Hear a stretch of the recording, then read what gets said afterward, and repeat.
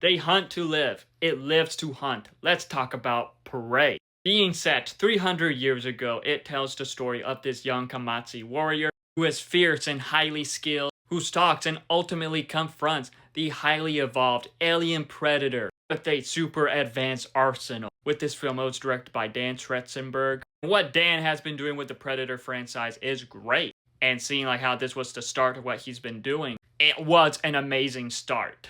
As this was unfortunately released on Hulu, and it stars Amber Midthunder in the main role, and she was great in this. She plays Naru, and she was just amazing. You just see her go through a lot of stuff, and Midthunder did great portraying that. The character stands out as she is just interesting from beginning to end. And I got to say that Naru is probably one of the best characters in the franchise. Well, probably like the second best character in the franchise next to Dutz. The film also stars Dakota Beavers, who plays Naru's brother, who is a big part in the story, and I thought he was great in it. However, I got to admit, the dog in this film steals the show. And I got to say, the action in this film was awesome. Whether it's focusing on Naru, the Predator, or someone else. And the practical effects in this was great, as I believe it was an actual Predator suit, and with this film taking place in a forest, pretty much making it more in line with the first one. With this film, it felt a bit more horror-based, just like how the first one did,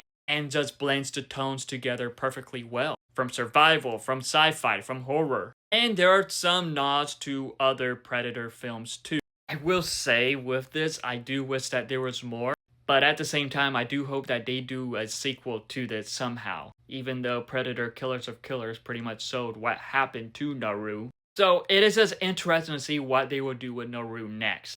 Overall, with Prey, this was a perfect addition to the Predator franchise. This was really what the franchise needed. And because of this being released on Hulu, a lot of people were talking about how they would have loved to see it in theaters, which is the reason why Alien Romulus ended up being released in theaters and not Hulu. But with how this film is, I think it's up there with the first one. And I do hope that they do more films like this in the franchise. I can't wait to see what Dan Trachtenberg does with the franchise next, especially with the new Predator Badlands.